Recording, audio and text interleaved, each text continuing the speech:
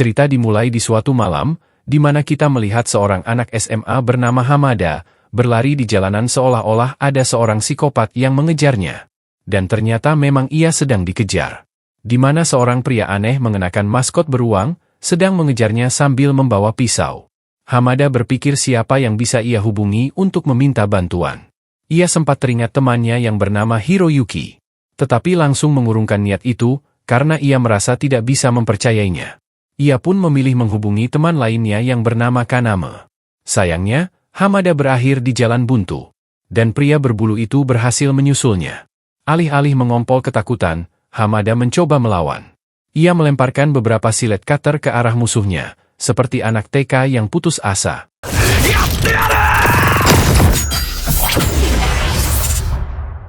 Namun, pria berbulu itu dengan mudah menghindari silet-silet itu, lalu menggorok leher Hamada dengan sangat presisi.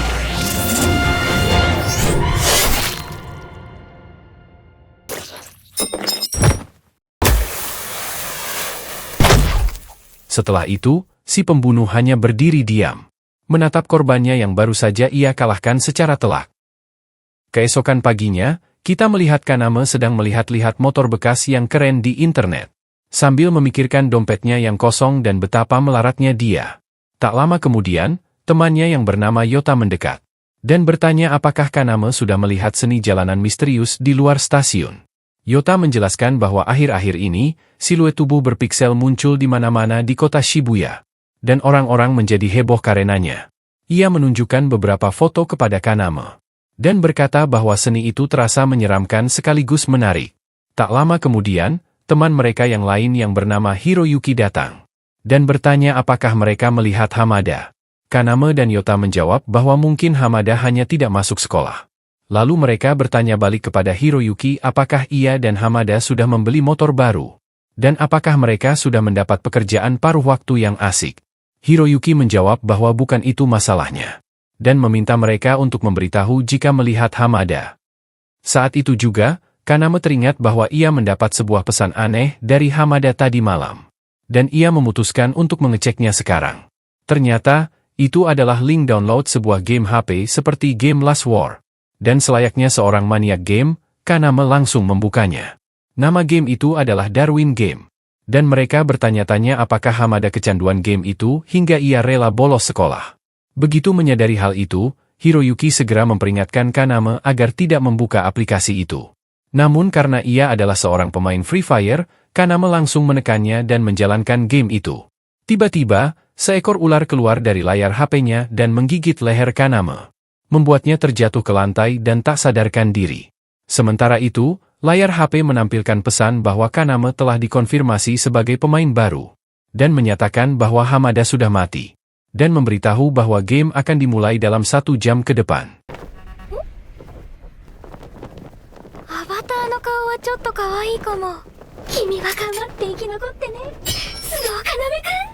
Teman-temannya lalu mengangkat tubuh Kaname dan membawanya ke UKS, membaringkannya di sebuah ranjang.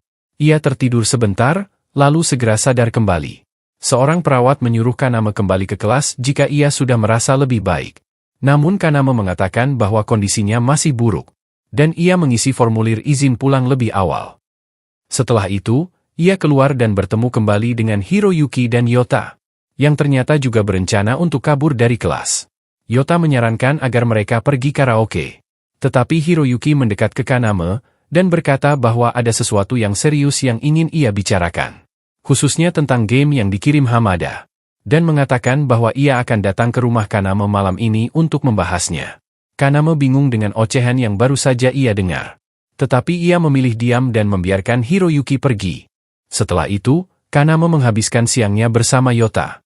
Sore harinya, saat Kaname menaiki kereta untuk pulang, ia memutuskan melakukan hal paling bodoh yang bisa ia lakukan, yaitu membuka aplikasi game itu, mengabaikan peringatan temannya beberapa jam yang lalu.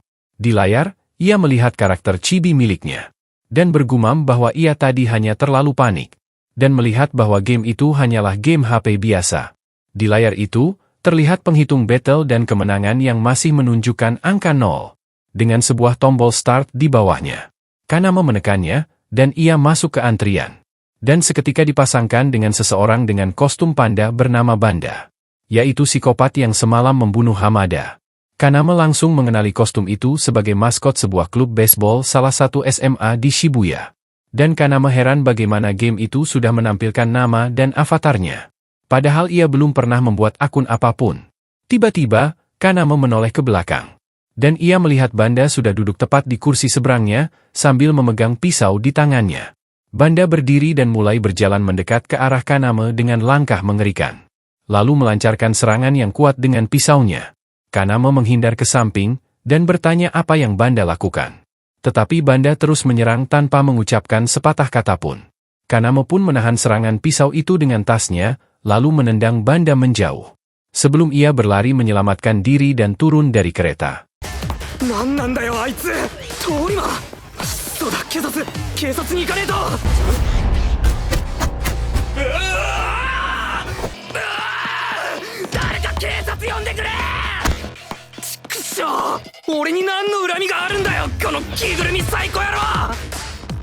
Kaname berlari ke kantor polisi terdekat, dan memberitahu seorang petugas bahwa ada orang aneh yang mencoba membunuhnya. Polisi itu mengira Kaname hanya sedang panik, dan mencoba menghentikan Banda. Tetapi Banda menyebut polisi itu tidak berguna dan menebasnya dengan satu serangan. Oi, sokoro omae! Tamari nasai!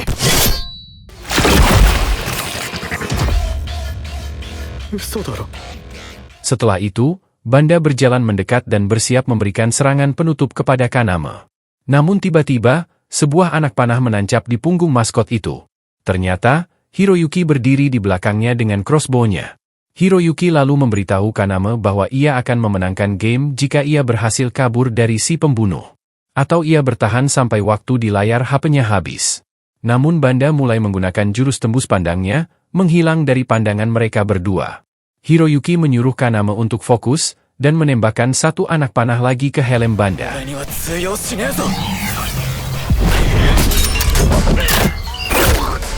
Banda pun terkejut, dan efek tembus pandangnya menghilang. Tetapi ia langsung menerjang dengan liar, dan berhasil menusuk perut Hiroyuki. Kaname mengangkat tubuh Hiroyuki dan berusaha membawanya keluar untuk mencari ambulan. Dalam keadaan panik, Kaname bertanya apa sebenarnya yang sedang terjadi. Dan bagaimana bisa Banda menjadi tak terlihat. Hiroyuki menjelaskan bahwa itu pasti adalah kekuatan dari sigil milik Banda. Dan mengungkapkan bahwa semua ini adalah bagian dari Darwin Game. Kaname kemudian membawa Hiroyuki ke parkiran mobil. Dan mereka bersembunyi di sana dari maskot panda sadis itu. Kaname mencoba menelepon ambulan, tetapi Hiroyuki mengungkapkan bahwa selama berada di dalam game, mereka tidak bisa menelpon atau mengirim pesan kepada siapapun di luar game. Mereka berdua pun hanya bisa duduk bersembunyi, sambil mengawasi Banda yang sedang mencari mereka. Saat dua pemain berada dalam satu pertandingan, layar HP mereka akan menampilkan perkiraan lokasi satu sama lain. Sehingga memudahkan si pembunuh untuk melacak mangsanya. Sehingga akhirnya, Banda berhasil mempersempit lokasi mangsanya ke gedung parkiran. Ia pun mulai masuk ke dalam, sementara Kaname dan Hiroyuki tetap bersembunyi. Tiba-tiba, Kaname menerima pesan dari seseorang bernama Shuka, yang mengatakan bahwa ia bisa membantu Kaname jika ia mau. Hiroyuki menyuruh Kaname kabur dan meninggalkannya, karena mereka sudah ketahuan dan ia memperlambatnya. Setelah mendengar hal itu, Kaname segera berlari turun, dan sengaja memperlihatkan dirinya kepada Banda. Lalu mulai berlari ke sana kemari, memancing Banda mengejarnya, layaknya adegan kejar-kejaran di kartun Tom and Jerry.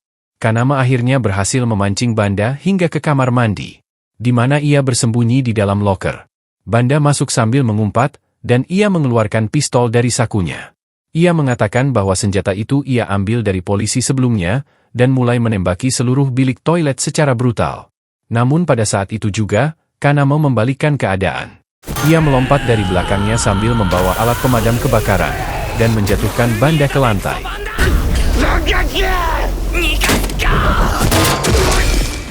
Kaname naik ke atas tubuh Banda dan mulai memukulinya. Sayangnya, Banda berhasil menumbangkan Kaname hanya dengan satu pukulan ke wajah.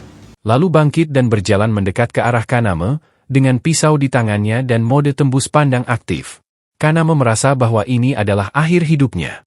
Namun, plot armor sang pemeran utama mulai aktif, di mana sebuah mobil tiba-tiba menabrak pria maskot tak terlihat itu.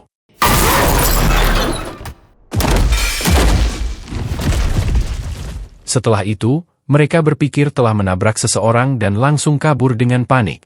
Begitu para NPC itu pergi, Banda kembali terlihat dan menyadari bahwa ia telah kalah. Notifikasi di HP Kaname pun mengonfirmasi kemenangan itu. Dan ia kemudian melihat Banda mulai menghilang sedikit demi sedikit seperti berada di game pixel. Banda berkata bahwa ia bersenang-senang memainkan game ini, jauh lebih menyenangkan dibanding pekerjaan maskotnya yang menyebalkan. Banda pun lenyap sepenuhnya, meninggalkan siluet tubuh berpiksel di tempat ia mati. Setelah itu, Kaname teringat bahwa temannya sedang sekarat di lantai bawah. Ia pun berlari menuju ke sana sambil menghubungi ambulans. Namun ketika ia tiba di lokasi, Kaname hanya melihat siluet tubuh berpiksel dan menyadari bahwa Hiroyuki telah mati. Tak lama kemudian, Kaname menerima pesan terakhir dari Hiroyuki yang menyuruhnya untuk terus bertahan hidup.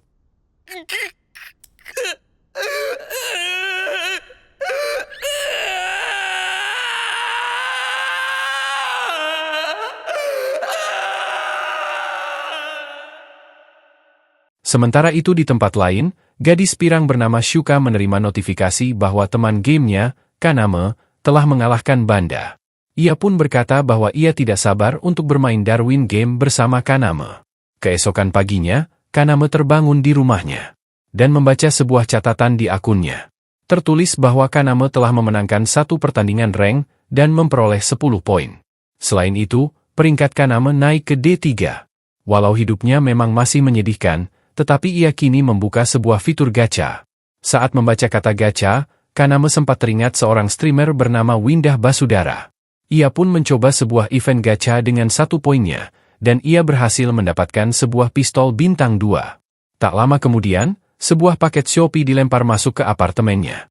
Ia membuka kotak itu, dan menemukan sebuah pistol di dalamnya. Seketika, ia mulai bertanya-tanya seberapa gilanya sebenarnya game ini. Kaname kemudian bertukar pesan dengan Shuka, dan mereka sepakat untuk bertemu di sebuah gudang terbengkalai pada malam hari, di mana Shuka mengatakan akan menjelaskan semua detail tentang game itu. Awalnya, Kaname ragu untuk pergi, tetapi akhirnya ia memutuskan untuk tetap datang. Karena jika tidak, ia tidak akan pernah memahami game itu sama sekali. Kaname meninggalkan pistolnya, tetapi ia menghabiskan tabungannya untuk membeli satu ransel penuh alat pertahanan diri. Sementara itu, beberapa pemain dari sebuah klan yang bernama 8 menghancurkan beberapa anggota geng Yakuza, membantai semuanya tanpa sisa, termasuk bos mereka. Mereka tampaknya sedang menyelidiki kematian para pemain baru-baru ini. Dan salah satu kasusnya masih menjadi masalah yang belum terselesaikan. Kaname bertemu Shuka di gudang, dan Shuka mengizinkannya mengajukan satu pertanyaan sebelum ia benar-benar mempercayainya. Kaname bertanya bagaimana cara keluar dari game itu. Tetapi Shuka menjawab bahwa sejauh ini, satu-satunya cara untuk keluar dari game ini adalah mati, atau memenangkan game itu sepenuhnya. Kaname menganggap semua ini hanyalah omong kosong. Tetapi Shuka menjelaskan bahwa bukan dia yang membuat aturan permainan ini. Dan berkata bahwa ia juga hanyalah seorang pemain. Setelah itu, Shuka mulai balik menginterogasi Kaname, menanyakan tentang sigil yang Kaname miliki. Ia menjelaskan bahwa ketika pemain baru masuk ke dalam game, mereka akan digigit oleh seekor ular, yang memberi mereka sebuah kekuatan evolusi unik, yang memungkinkan mereka untuk memainkan game ini. Shuka melanjutkan bahwa meskipun para pemain tidak sadar kapan kekuatan itu muncul, mereka seharusnya bisa menggunakannya secara insting. Dan informasi mengenai sigil itu juga akan ditampilkan di profil mereka. Kaname pun mengecek profilnya untuk melihat nama sigilnya. Tetapi yang muncul hanyalah tulisan error. Mendengar itu, Shuka berkata bahwa ia tidak bisa mempercayai seseorang yang bahkan tidak tahu sigil miliknya sendiri. Shuka pun berniat menyerang. Tetapi Kaname langsung menyilaukan mata Shuka dengan senternya, dan langsung lari menyelamatkan diri. Kaname berlari cepat menuju pintu masuk. Tetapi Shuka menutup pintu itu dengan remote, lalu menyerang Kaname dari belakang menggunakan rantai yang telah dimodifikasi.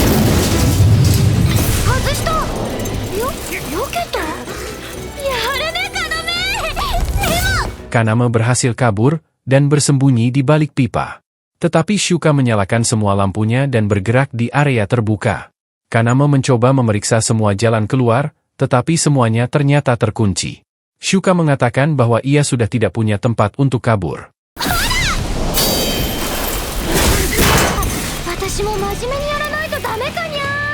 Ia mengaku bahwa sejak awal ia menahan diri, berharap Kaname akan memperlihatkan sigilnya. Tetapi tampaknya hal itu hanya sia-sia.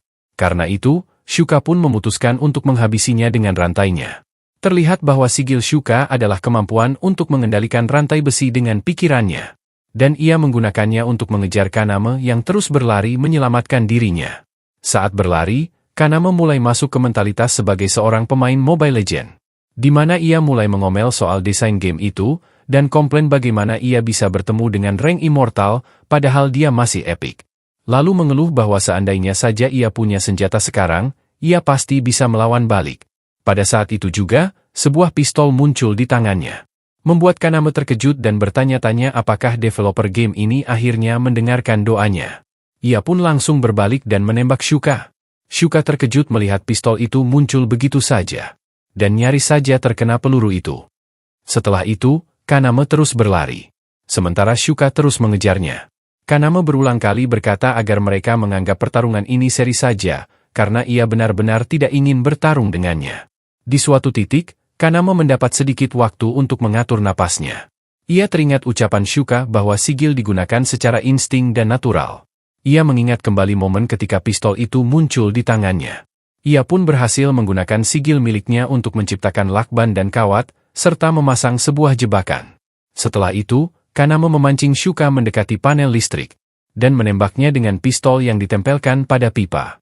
Shuka berhasil menghindari peluru itu. Tetapi lampunya menjadi padam, membuat Shuka tidak melihat apapun. Namun bagi Kaname, ia telah menyesuaikan matanya dengan kegelapan sebelumnya dengan menutup matanya, yaitu agar ia bisa menyerang Shuka dalam gelap. Ia pun langsung menerjang Shuka, sambil menghindari rantai-rantainya. Saat berhasil mendekat, Kaname menciptakan stun gun di tangannya, menjatuhkan Shuka ke lantai, lalu menindihnya dengan pistol yang ditodongkan tepat ke wajahnya.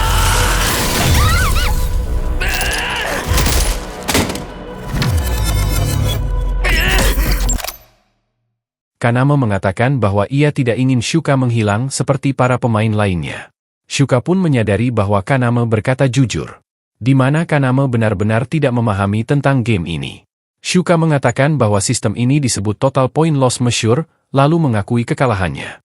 Menyatakan bahwa mulai sekarang, ia akan menuruti semua perintah Kaname. Dan sebagian poin Shuka akan berpindah ke Kaname. Namun setelah pertarungan berakhir, Kaname ambruk tepat di dada Shuka.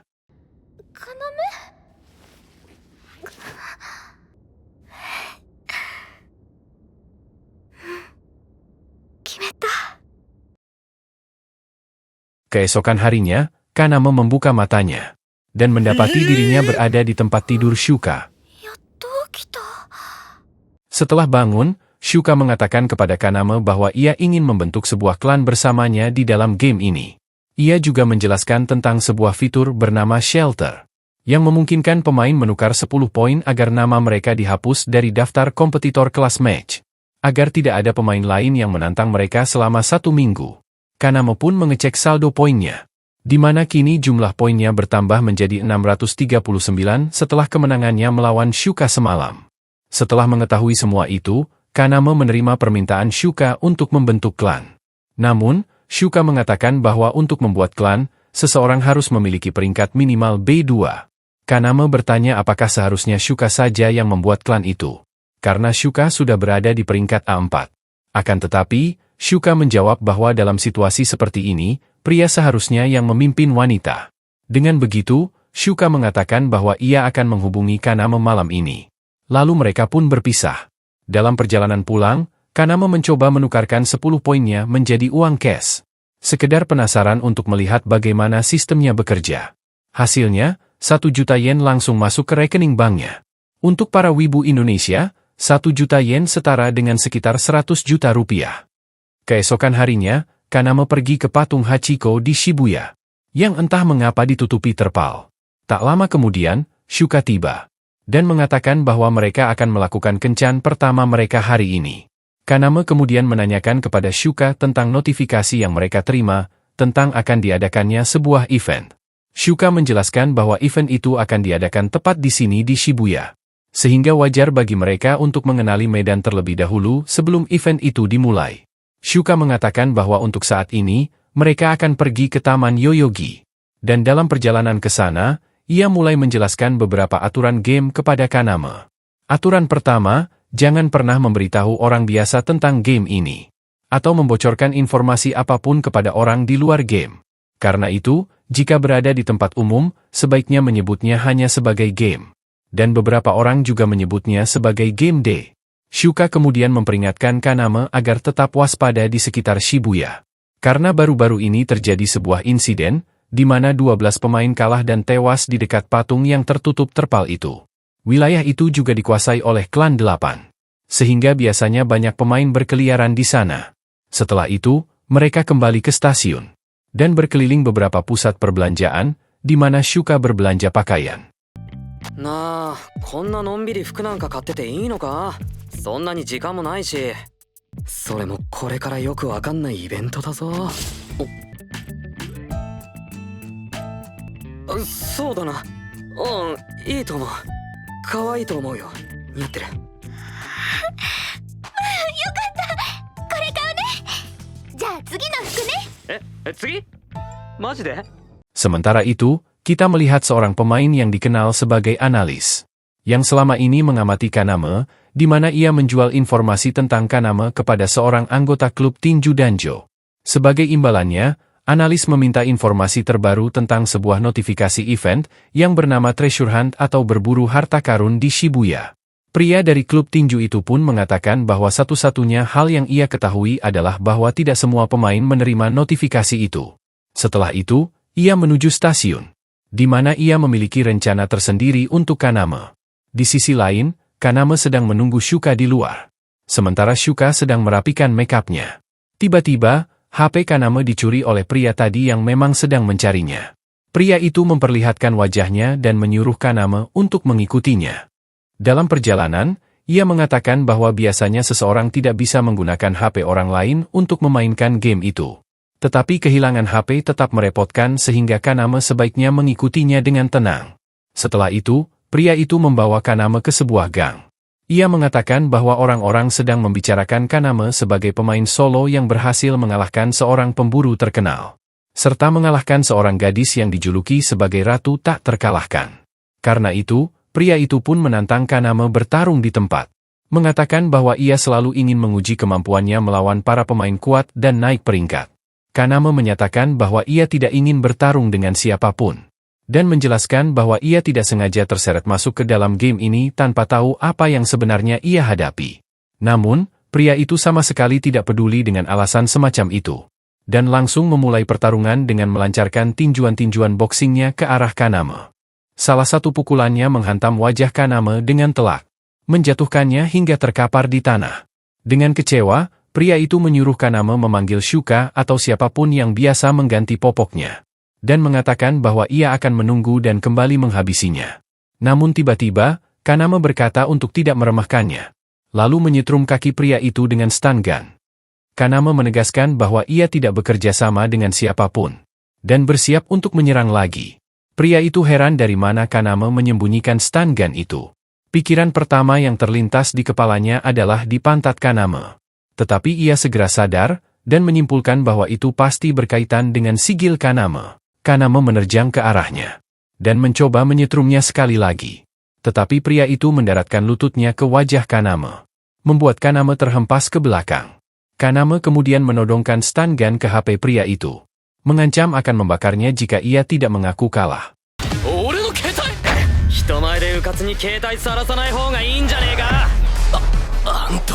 Sementara itu, Shuka keluar dari kamar mandi. Dan bertanya-tanya kemana Kaname pergi. Ia lalu menerima panggilan dari analis, yang mengatakan bahwa ia telah menyelidiki orang yang Shuka minta. Dan hasilnya menunjukkan bahwa orang itu tidak termasuk dalam klub tinju Danjo. Analis itu juga mengatakan bahwa ia telah memeriksa klan 8. Dan meskipun informasinya tentang anggota terbaru mereka yaitu Sik sangat minim, ia tidak yakin bahwa Sik adalah orang yang Shuka cari. Selain itu, analis itu mengaku bahwa ia hampir tidak memiliki informasi apapun tentang Wang. Karena Wang langsung membunuh semua orang yang pernah berhadapan dengannya. Dan membuat orang yang sudah mati berbicara bukanlah keahliannya. Shuka mengatakan bahwa ia akan membayar 3 kali lipat jika analis itu berhasil menemukan informasi tentang orang yang sedang ia cari. Mendengar itu, Analis pun bertanya apakah Shuka juga ingin informasi tentang Kaname. Begitu mendengar nama Kaname, Shuka langsung marah. Dan memerintahkan analis itu untuk memberikan semua informasi yang ia miliki tentang Kaname. Mengancam akan membunuh si analis itu jika tidak memberitahunya. Setelah itu, Shuka segera keluar untuk mencari Kaname. Dan ia melihat Kaname sedang bertarung melawan seorang pria berambut pirang di gang. Shuka langsung menyerang petinju itu dengan rantai-rantainya, tetapi pria itu berhasil menghindari semuanya. Kaname mengancamnya sekali lagi. Dan akhirnya, pria itu pun menyerah. Ia kemudian memperkenalkan dirinya sebagai Inukai, anggota dari klub tinju Danjo. Kaname pun mengambil kembali HP-nya, dan Inukai mengatakan bahwa event berburu harta karun akan segera dimulai. Mereka semua pun melihat layar HP mereka masing-masing. Dan tiba-tiba, kotak-kotak teleportasi mulai menyelimuti tubuh mereka. Shuka menjelaskan bahwa hal itu memang terjadi sebelum mereka berteleportasi ke lokasi event. Dan tampaknya mereka semua akan dipencar. Setelah itu, Kaname dikirim ke sebuah ruangan di dalam hotel. Ia mencoba melihat HP-nya, dan bertanya-tanya apakah ini hanya event berburu harta karun normal pada umumnya. Total ada 300 pemain yang ikut dalam event ini, termasuk Wang, analis, dan pemain lainnya. Misi event itu adalah untuk mengumpulkan cincin. Dan siapapun yang gagal mengumpulkan setidaknya 3 cincin hingga akhir event, maka ia akan langsung game over. Event berburu harta karun pun dimulai, di mana seorang gadis berseragam SMA menyerang Wang menggunakan serangan apinya. Namun terlihat ia seketika terjatuh dari atap hingga tewas. Dengan itu, pesta pembantaian pun resmi dimulai.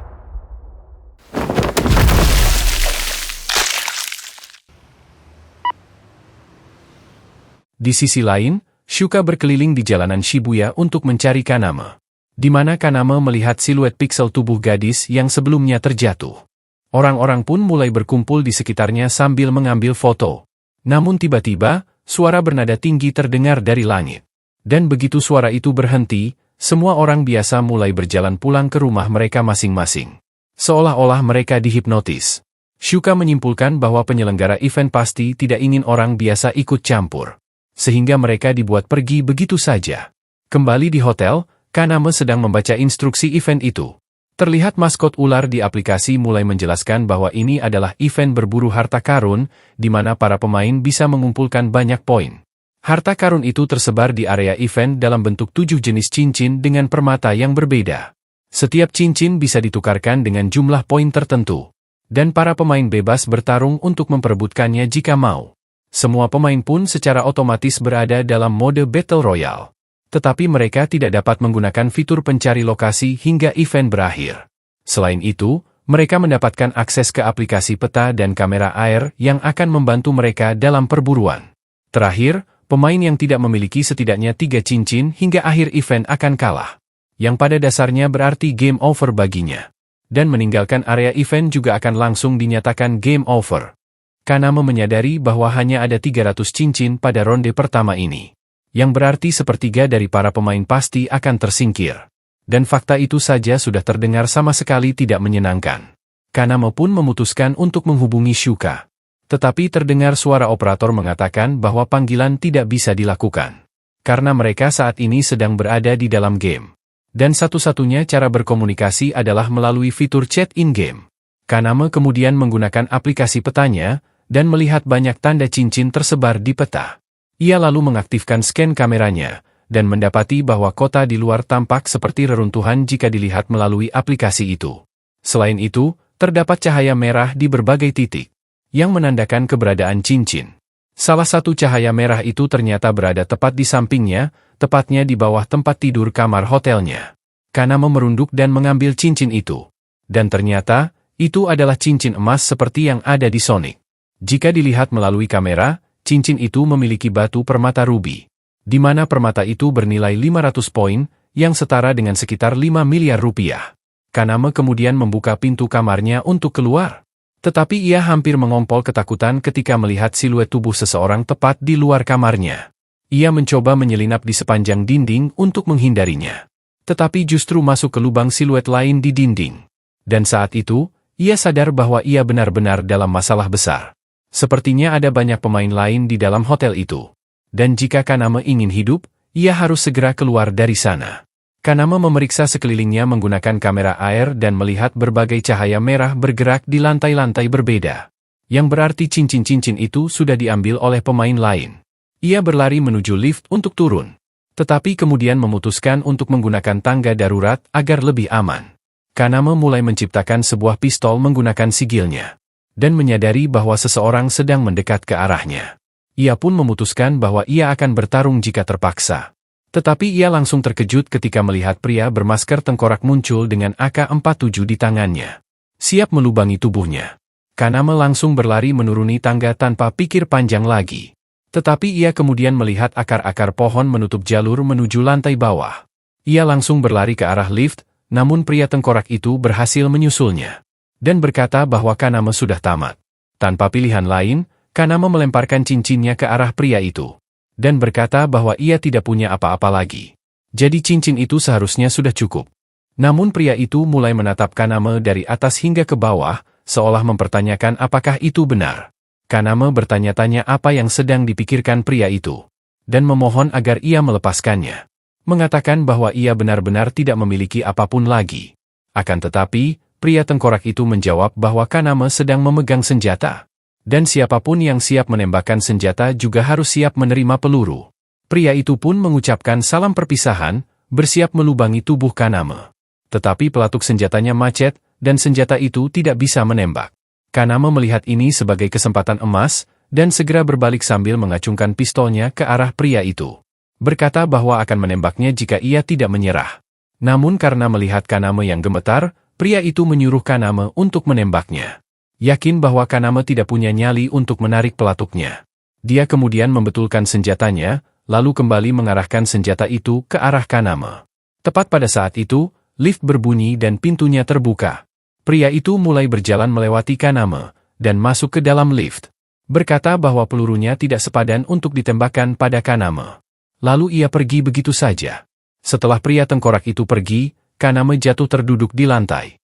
Bertanya-tanya apa sebenarnya yang menyenangkan dari membunuh seseorang. Namun kemudian ia berkata bahwa terlepas dari semua omong kosong ini, ia harus mendapatkan 3 cincin permata.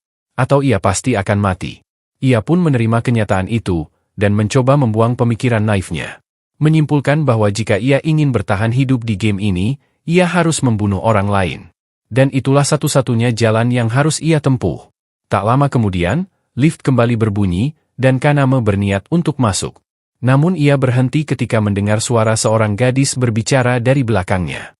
Gadis itu ternyata adalah sang analis. Dan ia memperingatkan bahwa jika Kanama tidak ingin mati, ia tidak boleh naik lift itu. Kanama menjawab bahwa anak kecil seharusnya tidak berada di game ini.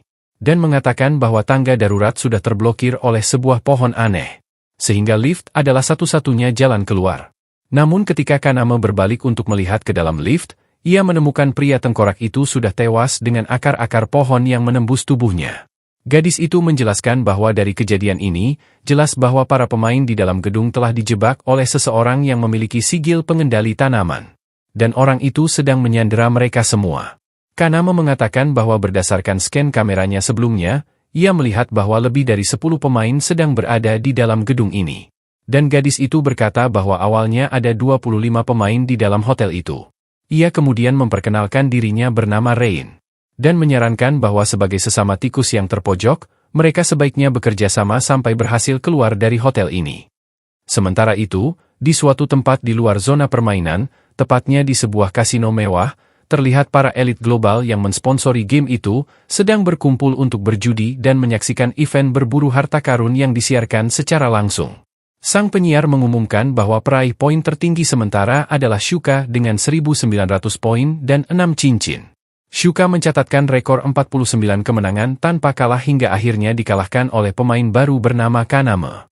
Tetapi ia tetap dianggap sebagai petarung yang sangat kuat. Di posisi kedua ada Wang, pemimpin klan 8 dengan 5 cincin. Sementara klan miliknya secara keseluruhan menguasai 18 cincin. Setelah itu, mulai dari peringkat ketiga dan ke bawah, situasinya berubah menjadi penuh kekacauan dengan berbagai kejadian yang berlangsung di Menara Sentral Shibuya, yang kini diselimuti oleh akar-akar dan tanaman merambat. Tepat pada saat itu, seorang wanita datang. Dan ia bertemu dengan seorang pria tua kaya raya. Wanita itu memperkenalkan dirinya bernama Themis. dan mengungkapkan bahwa dirinya adalah manajer dari sebuah organisasi bernama Trinity. Mereka semua kemudian menatap layar, menikmati pemandangan 4 orang lemah yang sedang mengejar Shuka. Merasa percaya diri karena unggul secara jumlah.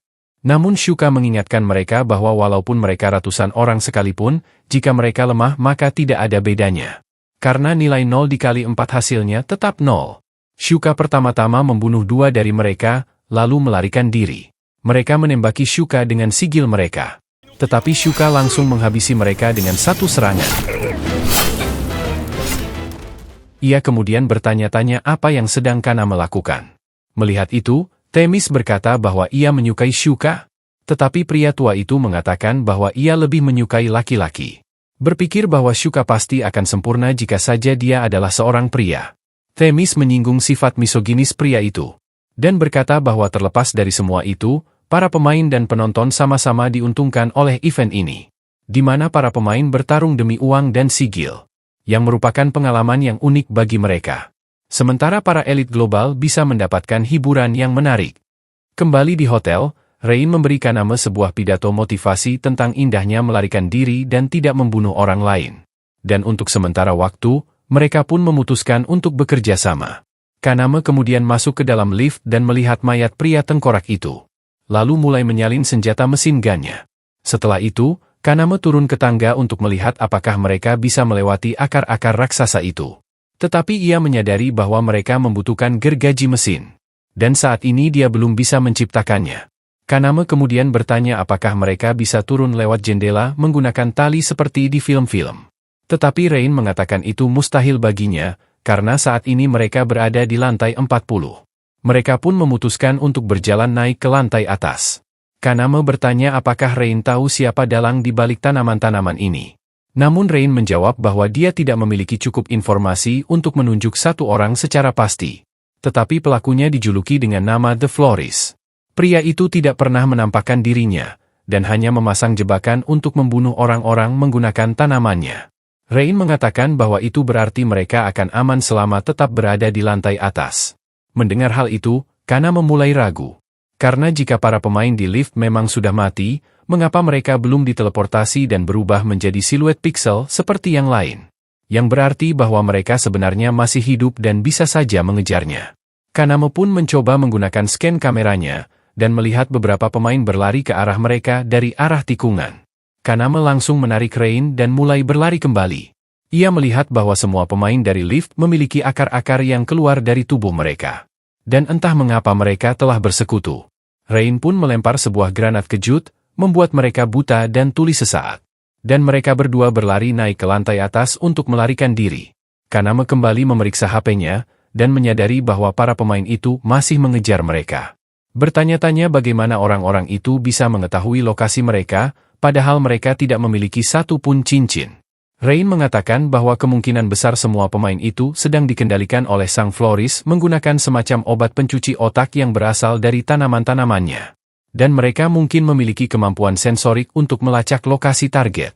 Namun karena tidak ada tanaman di sekitar mereka, hal itu tidak masuk akal bagi Kaname. Ia pun mulai memperhatikan sekelilingnya, dan menyadari bahwa pria florist itu berada di ruang pengawasan. Yang saat ini sedang menggunakan kamera CCTV untuk memantau mereka. Kaname mulai menembak kamera CCTV, dan menyatakan bahwa ia akan mendatangi ruangan pengawas untuk menghajar pria akar itu. Mereka berdua pun mulai berlari menyusuri gedung dan menghancurkan sebanyak mungkin CCTV yang mereka lihat. Tak lama kemudian, mereka masuk ke sebuah ruangan terkunci yang sebelumnya telah dipersiapkan Rain saat pertama kali tiba di gedung itu. Di sana, mereka mulai merencanakan langkah selanjutnya, dan menyusun sebuah rencana. Yaitu satu orang akan mengalihkan perhatian Florist menggunakan bom, sementara yang lain mencari dan mengalahkannya dalam pertarungan 1 lawan 1. Sementara itu, Florist memerintahkan anak buahnya untuk menyisir semua lorong secara berpasangan, dan membersihkan setiap lantai satu persatu. Setelah anak buahnya menyelesaikan penyisiran, Florist bertanya-tanya kemana perginya mereka, dan berhasil mempersempit lokasi mereka ke sebuah kamar berdasarkan rute penghancuran CCTV yang mereka lalui. Ia heran apakah mereka memiliki sigil yang memungkinkan mereka masuk ke ruangan terkunci. Karena semua kunci kamar disimpan di lantai 1, yang kini tertutup oleh akar-akar pohon. Akhirnya, anak buahnya berhasil masuk ke ruangan itu. tetapi tidak ada apa-apa di sana. Floris melihat bahwa ada tanda-tanda mereka sempat berada di sana, dan mengatakan bahwa mereka pasti tidak jauh dari lokasi itu. Namun tiba-tiba, mereka semua mendengar ledakan dari beberapa lantai di bawah. Floris mengirim anak buahnya menuju tangga darurat di lantai 26. Dan terlihat Rain sedang mencoba meledakkan jalur itu menggunakan bom. Rencananya tidak berhasil, karena akar-akar pohon itu ternyata terlalu tebal. Tetapi hal itu sudah sesuai dengan perkiraan mereka. Rain kemudian melempar sebuah granat kejut, membuat semua pemain yang mengejarnya lumpuh sesaat, lalu ia menggunakan stun gun untuk menerobos mereka. Ia mulai berlari ke lantai atas, sambil menghindari peluru yang melesat ke arahnya dengan mudah. Terungkap bahwa sigil Rain adalah kemampuan untuk menghitung dan menganalisis seluruh informasi di sekitarnya, termasuk lokasi pasti dan efek setiap atom di area itu. Kemampuan ini memungkinkannya memprediksi masa depan sampai tingkat tertentu, dan pada dasarnya merupakan kekuatan yang mirip dengan Sharingan. Kemampuan ini disebut Laples, yang diambil dari konsep demonik, di mana Rain menggunakan kekuatan itu untuk mengumpulkan informasi tentang pemain lain, dan menjualnya demi bertahan hidup di Darwin Game. Selain itu, ia juga mampu menghindari serangan dan menembak lawan seolah-olah memiliki haki observasi.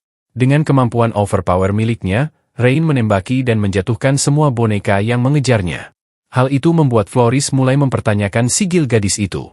Sementara itu, Kaname bertindak nekat dan menuruni gedung hingga lantai 1 menggunakan tali yang tergantung dari jendela. Ia tiba di aula resepsionis utama, dan mulai berjalan menuju ruang pengawasan. Tetapi Floris keluar sendiri, dan berkata bahwa ia ingin mengobrol sebentar dengan Kaname, sebelum mereka berdua mulai bertarung sampai mati demi permainan bodoh ini. Ia lalu bertanya pada Kaname mengapa Kaname memainkan game itu. Kaname menjawab bahwa dirinya hanya terseret masuk tanpa sengaja. Floris mengungkapkan bahwa ia bermain game ini demi uang, dan menjelaskan bahwa nyawa seseorang bernilai antara 100 hingga 200 juta yen, atau sekitar 10 sampai 20 miliar rupiah. Setelah itu, Floris mulai menyelimuti dirinya dengan armor kayunya dan langsung menerjang Kaname. Kaname melempar bom ke arahnya. Tetapi bom itu tidak berdampak apapun pada pria berlapis kayu itu. Ia pun melompat dengan tinjuannya, menghancurkan lantai dengan keras. Kaname melompat mundur untuk menghindar, dan mencoba menembaknya dengan pistolnya. Tetapi tanaman-tanaman mulai muncul dari lantai dan menghantam senjata Kaname hingga terlepas dari genggamannya. Kaname berkata bahwa ini berarti ia bisa mulai serius. Ia pun menggunakan sigilnya untuk menciptakan senapan mesin yang sebelumnya ia salin, dan mulai menembaki musuhnya dengan ratusan peluru. Namun yang mengejutkan Kaname, peluru-peluru itu memantul dari armor keras Floris. Dan akar tanaman pun menghancurkan senapan mesin di tangannya. Floris mengatakan bahwa ini adalah skakmat, karena ia sudah memahami sigil Kaname, yaitu kemampuan menciptakan senjata apapun yang pernah ia lihat dengan batasan tertentu. Kaname menyadari bahwa Floris benar. Kemampuan itu paling hanya bisa digunakan beberapa kali, karena sakit kepala dan rasa nyeri sudah menyebar ke seluruh tubuhnya. Meski begitu, Kaname menciptakan senapan mesin lagi dan kembali melempar bom ke arah pria tanaman itu. Floris berkata bahwa ia sudah menduga Kaname akan melakukan itu. Ia pun mendekat dengan cepat, siap menghantam Kaname. Namun Kaname mulai tersenyum dengan granat kejut di tangannya, dan matanya sudah terpejam. Ia pun mengaktifkan bomnya, membuat pandangan Floris buta. Dan ia menghilang dari pandangan. Flashbang!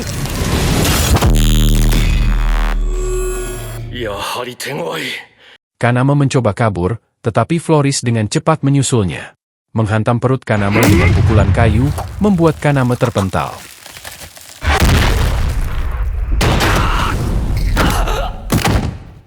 Kaname bangkit, dan mencoba menembak lagi. Tetapi Floris membentuk perisai dan dengan mudah memantulkan semua peluru itu. Lalu kembali menghantam Kaname dengan akarnya. Kaname jatuh ke lantai, dan melihat Floris berjalan ke arahnya seperti raja terakhir di dalam game. Kaname berpikir bahwa ia sudah tamat. Tetapi tiba-tiba, ia mulai mendengar suara dari dalam dirinya. Sigilnya berbicara, menjelaskan bahwa Kaname memang bisa menciptakan benda yang pernah ia sentuh sekali. Tetapi ia juga mendapatkan seluruh informasi tentang benda itu, termasuk cara paling efektif untuk menggunakannya. Terakhir kali Kaname menembak Floris, musuhnya itu harus menggunakan perisai, yang berarti peluru itu dianggap sebagai ancaman yang membahayakannya. Dengan informasi itu, Kaname kini tahu apa yang harus dilakukan untuk menembus pertahanan dan memenangkan pertarungan ini. Dengan bangkitnya kekuatan tersembunyi sang pemeran utama, Kaname pun bangkit kembali dan mulai menembaki musuhnya seperti orang gila. Ia memodifikasi senjatanya dengan memperpendek masa pakainya, demi meningkatkan tekanan dan daya tembak yang jauh lebih besar. Sehingga peluru-pelurunya akhirnya mampu menembus armor kayu itu. Mereka berdua memaksimalkan sigil mereka masing-masing. Tetapi pria kayu itu akhirnya tumbang terlebih dulu, menandai kemenangan Kaname.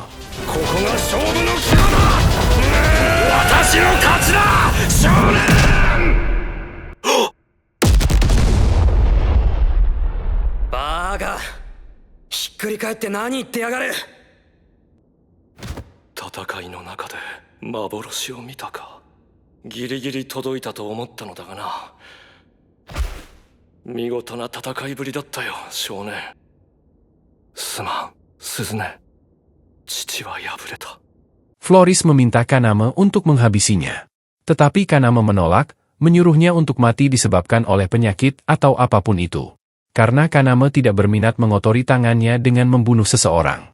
Tepat saat itu, Rain muncul dari belakang dengan senjatanya sambil memanggil pria kayu itu Hiragi. Ia menanyainya soal jumlah cincin yang ada di dalam gedung ini. Dan pria itu menjawab bahwa seharusnya ada sekitar 24 cincin di hotel ini. Setelah itu, Rain bertanya apakah ia tahu bahwa pemimpin klan 8, yaitu Wang, juga ikut berpartisipasi dalam event ini. Rain menjelaskan bahwa mayoritas pemain kuat sudah mengumpulkan semua cincin di area sekitar. Dan tahap pertama event ini sebentar lagi akan berakhir. Artinya, klan 8 akan segera menyerang mereka untuk merebut cincin di hotel ini. Dan karena mereka semua sudah kelelahan setelah pertarungan ini, mereka tidak akan mampu bertahan atau melawan. Untuk memberi semua orang kesempatan bertahan hidup, Rain menyarankan agar mereka membentuk sebuah klan dadakan untuk melawan klan 8. Yaitu agar meningkatkan peluang mereka selamat. Setelah klan dadakan itu terbentuk, mereka pun beristirahat dan memulihkan sigil mereka masing-masing. Kaname tidur selama 3 jam, sementara Hiragi memasang lebih banyak akar barikade untuk mencegah pihak luar masuk. Setelah Kaname bangun, mereka semua berkumpul di satu lantai dan memutuskan untuk berbicara dengan pria tengkorak. Mereka menawarkan 3 cincin kepadanya dan membiarkannya pergi. Dengan imbalan bahwa ia berjanji tidak akan menyerang mereka selama event berlangsung. Awalnya, mereka juga menawarkan pria tengkorak itu untuk bergabung dengan klan mereka. Tetapi pria itu menolak bekerja sama dengan Hiragi yang telah mencuci otaknya. Pria itu menanyakan 2 pemain lain yang sebelumnya bersamanya. Dan mereka menjawab bahwa keduanya sudah diberi 3 cincin dan dilepaskan dalam keadaan terluka. Setelah semuanya beres, mereka mulai membahas rencana melawan klan 8. Namun mendengar itu, pria tengkorak itu langsung marah. Ia mengatakan bahwa ia akan bergabung dengan klan mereka, semata-mata untuk membalas dendam pada Wang. Dan ia memperkenalkan namanya bernama Ryuji. Kaname kemudian menyampaikan bahwa Shuka akan segera datang ke hotel untuk bergabung dengan mereka. Sehingga klan mereka akan berjumlah 5 orang. Sementara itu, Wang dan gengnya memutuskan untuk menyerbu hotel Kaname berada. Berniat menancapkan taring mereka dan merebut 20 cincin yang ada di sana. Wang memutuskan untuk menunggu hingga malam hari sebelum melancarkan serangan skala penuh dengan lebih dari 20 anggota klannya. Termasuk beberapa yang bahkan tidak ikut dalam event, demi menjatuhkan para pemain di hotel dan merebut seluruh cincin mereka. Sejauh ini, Wang sudah mengumpulkan lebih dari 32 cincin dengan bantuan anggota klannya. Dan ia ingin mencapai 50 cincin agar bisa menjadi juara event ini. Demi mendapatkan sebuah hak istimewa yang dirumorkan oleh orang-orang. Kembali ke hotel, Kaname dan yang lainnya berkumpul di sebuah meja dan mendiskusikan rencana mereka. Mereka akan membagi cincin secara merata. Namun setengah dari total poin akan diberikan kepada Hiragi, karena dialah yang melakukan sebagian besar kerja berat demi menjaga hotel ini. Selain itu, mereka akan menunggu klan 8 menyerang. Lalu mencegat mereka saat mencoba merebut cincin mereka. Ryuji mengatakan bahwa ia ingin membalas dendam pada Wang yang serakah, karena mereka punya masalah di masa lalu. Dan bertanya apakah klan 8 benar-benar akan termakan rencana ini. Rain menjawab bahwa mereka pasti akan datang. Tetapi bahkan jika tidak, itu tetap menjadi kemenangan bagi mereka. Karena semua cincin yang mereka butuhkan sudah ada di tangan mereka. Setelah itu, Rain mengatakan bahwa ada sesuatu yang aneh dalam aturan event ini. karena poin cincinnya tidak sesuai dengan tingkat keindahan atau kelangkaan batu permatanya. Dan hal itu terasa sangat tidak alami. Selain itu, di dalam aturan permainan, sama sekali tidak disebutkan bahwa cincin adalah harta karun dalam perburuan harta karun ini. Ataupun apa sebenarnya syarat untuk menuntaskan event ini. Artinya, harta karun yang sebenarnya adalah sesuatu yang lain. Ryuji mengatakan bahwa mereka sebaiknya membahas hal itu setelah selesai mengurus klan 8. Dan ia bertanya pada Kaname, kapan Shuka akan datang ke sini. Kaname menjawab bahwa Shuka seharusnya sudah tiba sebentar lagi. Ia pun memeriksa pesannya, namun langsung ketakutan ketika menerima pesan dari Shuka yang meminta tolong.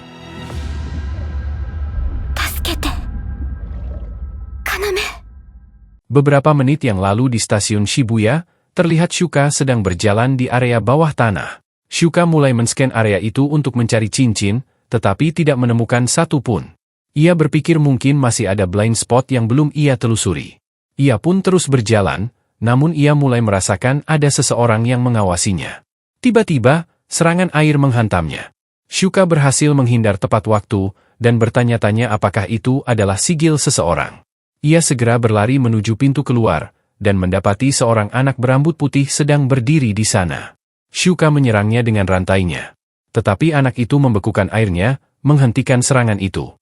Shuka lalu menggunakan rantainya seperti bor untuk menembus es itu. Namun anak itu kembali membekukannya, sekaligus merebut rantai Shuka.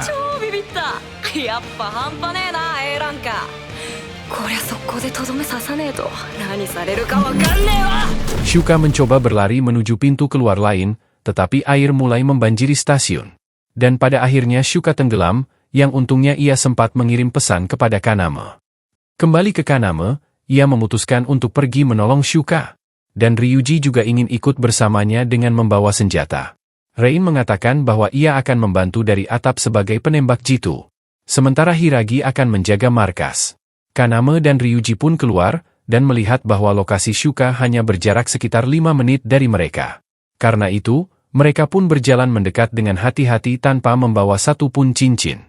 Mereka juga menyadari bahwa hanya tersisa 168 pemain dari total awal 300 orang. Dan suasananya terasa mencekam, karena kota Shibuya yang biasanya ramai sekarang hanya mereka saja. Kaname kemudian mulai menceritakan sigil miliknya kepada Ryuji. Menjelaskan bahwa ia hanya bisa menyalin senjata dan beberapa item sederhana. Sementara barang kompleks seperti HP dan mobil berada di luar kemampuannya. Kaname kemudian bertanya mengapa Ryuji memainkan game ini. Dan apa kekuatan sigilnya. Ryuji menjawab bahwa ia bermain untuk menang, dengan uang sebagai tujuan utamanya. Dan menjelaskan bahwa sigilnya tergolong sampah, karena hanya memungkinkannya mengetahui apakah seseorang sedang berbohong atau tidak. Sehingga Ryuji pun mengutuk developer game ini karena tidak adil. Beberapa saat kemudian, mereka akhirnya tiba di dekat stasiun bawah tanah, di mana mereka melihat seseorang di balik pilar bangunan. Ryuji menyuruh anak itu berhenti bersembunyi dan keluar, atau mereka akan melempar granat. Anak itu pun keluar, dan Kaname menyadari bahwa umur anak itu terlihat lebih muda daripada Rain. Sementara itu, Rain menemukan kode QR pada sebuah cincin. Ia men-scan-nya dengan HP-nya, dan melihat beberapa digit kode angka. Hiragi mendekat, dan mereka mulai men-scan semua cincin. Mendapati bahwa setiap cincin memiliki angka yang berbeda. Dan ada juga beberapa di antaranya memiliki kode yang sama. Mereka memikirkannya, dan menyimpulkan bahwa mereka membutuhkan semua jenis cincin, untuk mendapatkan semua kode lengkap, demi mengungkap misteri event harta karun ini. Di sisi lain, anak itu mengatakan kepada Ryuji bahwa ia tidak membawa senjata dan tidak berniat menyerang. Ryuji memastikan bahwa anak itu berkata jujur, sehingga ia dan Kaname melewatinya dan menuju stasiun bawah tanah. Anak itu memperingatkan mereka agar tidak masuk ke sana karena tempat itu bisa sangat berbahaya. Mendengar itu, Ryuji menyadari bahwa anak itu sedang menyembunyikan sesuatu. Karena jelas ia mengetahui adanya ancaman berbahaya di bawah sana. Saat mereka sampai di tangga, mereka mendapati bahwa seluruh area sudah terendam banjir. Kaname pun memutuskan untuk masuk. Dan berkata kepada Ryuji bahwa jika ia tidak kembali dalam waktu 5 menit, Ryuji boleh kembali ke hotel dan menyerahkan cincin-cincinnya kepada anak itu. Setelah Kaname pergi, Ryuji mengarahkan pistolnya ke arah anak itu. Berkata bahwa dia sudah sekali berbohong. Dan Ryuji tidak ingin darah seorang anak berada di tangannya. Ryuji memaksa anak itu untuk menceritakan semua yang mereka ketahui tentang air di stasiun itu. Namun, anak itu menggunakan sigilnya dan menyerang Ryuji dengan air dari hidran di pinggir jalan. Lalu membekukan pelatuk senjata Ryuji sebelum melarikan diri. Meski begitu, Ryuji memutuskan untuk mengejarnya. Karena ia yakin anak itu terlibat dengan banjir itu, dan pasti memiliki informasi penting. Anak itu berlari masuk ke sebuah minimarket dan bersembunyi. Dan terungkap bahwa ternyata anak itu memiliki gangguan kepribadian ganda. Tubuh itu adalah milik seorang gadis bernama Sui, yang berbagi tubuh dengan jiwa kakaknya bernama Shota. Shota memiliki sigil es, sementara Sui memiliki sigil air. Sui tidak ingin membunuh siapapun. Tetapi Shota jauh lebih realistis, dan menyadari bahwa mereka harus mendapatkan cincin-cincin itu jika ingin bertahan hidup dalam event ini.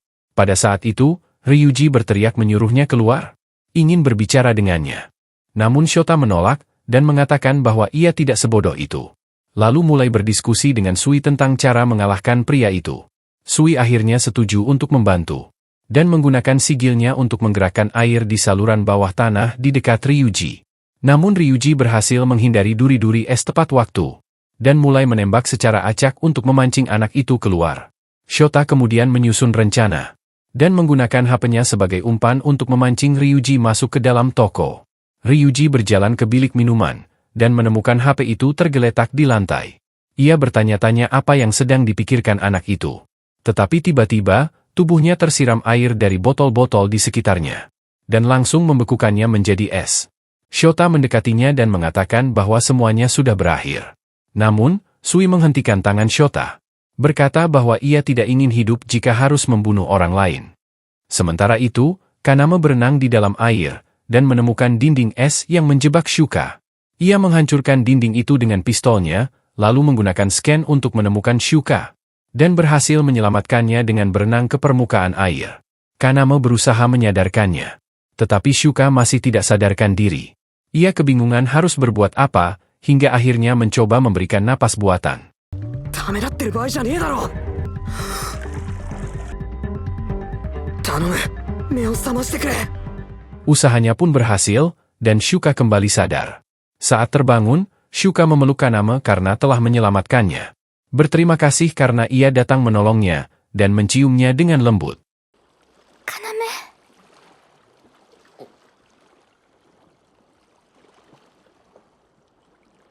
ファーストキスのやり直しね。助けてくれてありがとう。